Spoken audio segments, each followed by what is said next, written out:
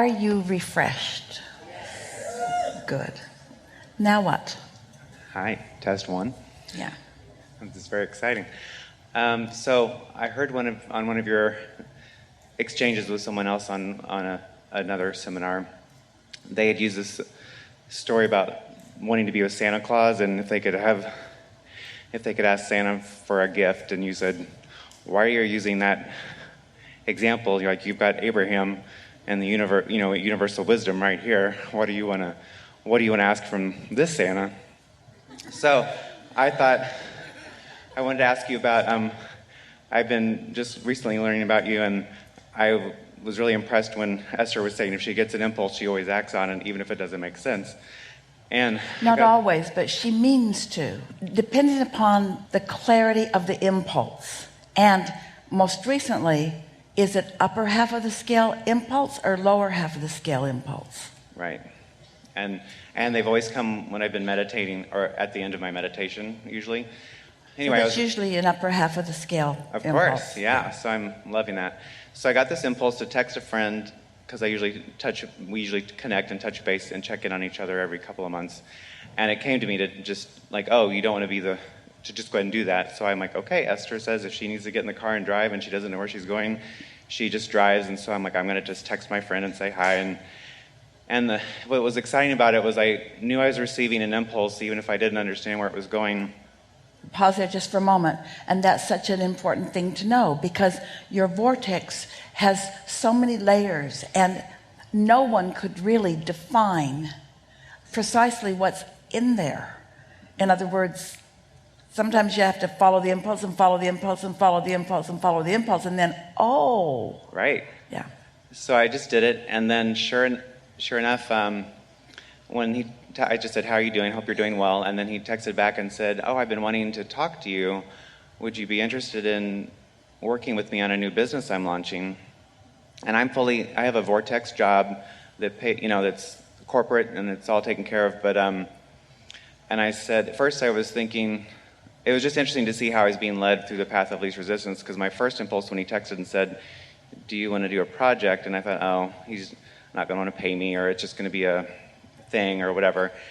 But we went ahead and had a call, and it just kept going. And I'm so grateful that again, my inner being said, you might feel like there was some resistance, and this is probably just going to be someone asking for something free, because I'm a designer. So he said, I want to pay you, and he said, and I can either pay you by the hour, or if you want to be like a small partner in my business, then I'll pay you on every time I sell something, I'll pay you. And I just was and it's calling on everything I've done in my whole career, each piece of this, me contributing to his launching his new business. So I was just so excited to see that seconds ago I didn't have this opportunity, and suddenly there's this new source of potential income that's coming to me that I didn't know, but I followed my impulse. And we want to emphasize something. You already did, but we want to emphasize on top of your emphasis. Okay.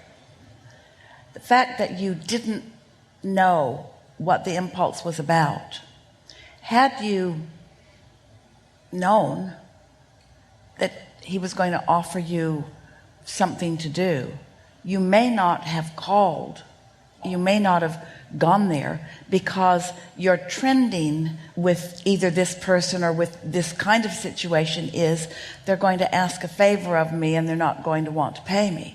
But since your inner being knows that is your belief, and your inner being also knew that wasn't the situation, then your inner being didn't give you more insight about what it was about, or you may not have made the call. Does that make sense to you? When we say to you that your inner being knows where you stand in relationship to everything you want and is continuously calling you around the resistance pieces that you have along your trail, that's really a good example of that, isn't it? Yes, and I love knowing that. Yeah. Oh, and every time I learn something new, I love hearing Esther in my head saying, don't you love knowing that? And I'm like, yes, I love knowing that. I love hearing that, and I use that all the time. And knowing it, and then it keeps showing itself to you.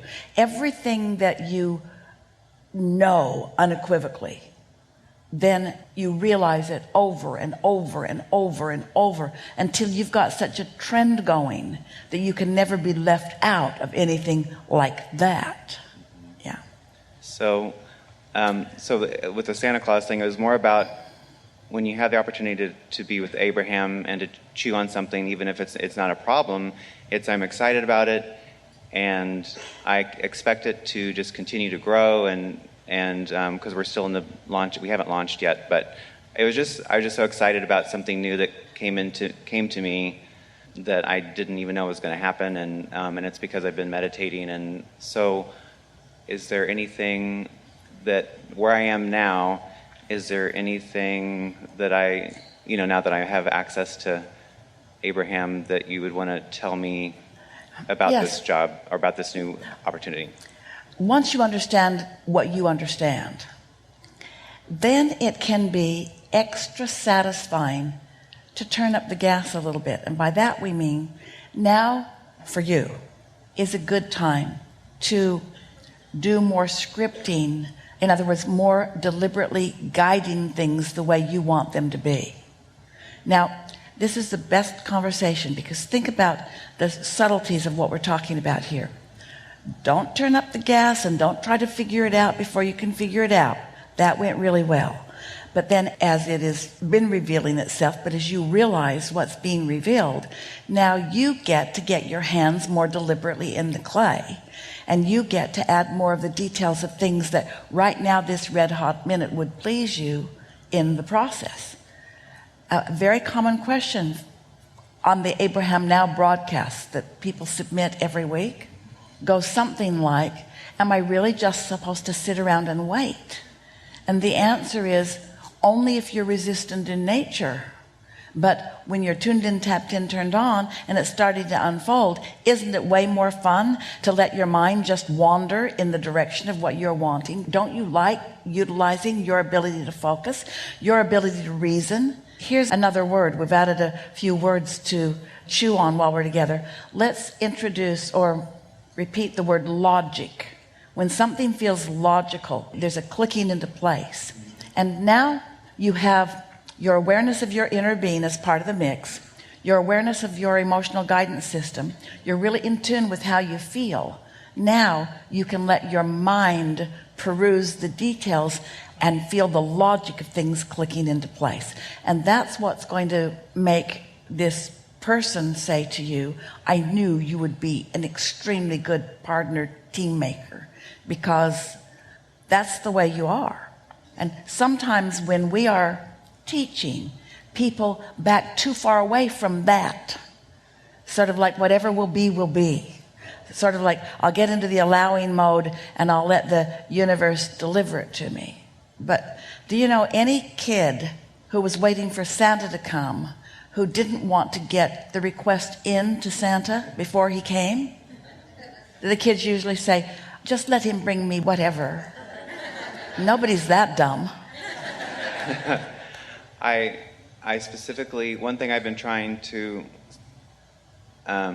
navigate is specifically, I'm an efforter, and I realized you'd said that your inner being is the best manager, negotiator you could ever want, because they're asking people to call this person and they're lining things up. And so I really resisted the temptation to say, okay, we really didn't talk about, now what was the dollar amount again that I'm going to get every time something sells? And I thought, I kind of felt like that was probably efforting, and I kind of got more of the intuition to just let Source manage for me and not try and effort and lock down something specifically. Well, if you feel uncomfortable talking to this person in an attitude of having an agreement, at least tell yourself what you want to get, what you expect to get. In other words, that's exactly what we were talking about, where you get to state it, you get to think it, you get to define it.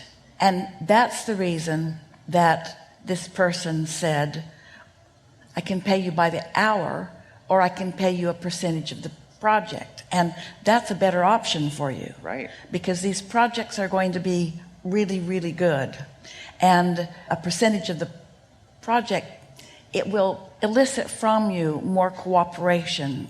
It's not that you're not a cooperative person, but you're less likely to get into a place of feeling that you're giving more than you're getting. It's not an easy thing to put a dollar value on these inspired things. In other words, you don't want to just be paid for your action.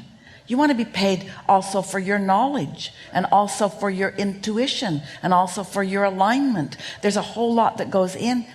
Some years ago, Esther and Jerry went to a very good friend's art gallery, really a famous and very good artist. And Esther said, "Doris, how long did it take you to paint that painting?" And she said, 72 years. And that's what we mean. Everything that she has been trending is in that painting. And that's what your friend is wanting to collaborate with, not just some action.